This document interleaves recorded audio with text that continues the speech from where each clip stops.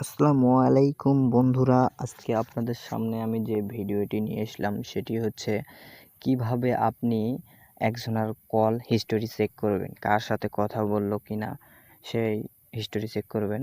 যদি আপনি বিবাহিত হয়ে থাকেন তাহলে ভিডিওটি আপনার জন্য।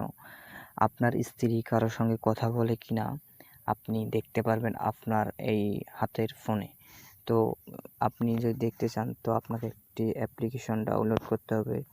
তো আপনি প্লে স্টোরে সার্চ করবেন E2PDF লিখে সার্চ করবেন।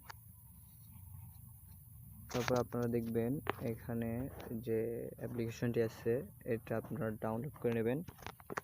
আমার ডাউনলোড করা আছে, এই জন্য আমি ওপেন করছি।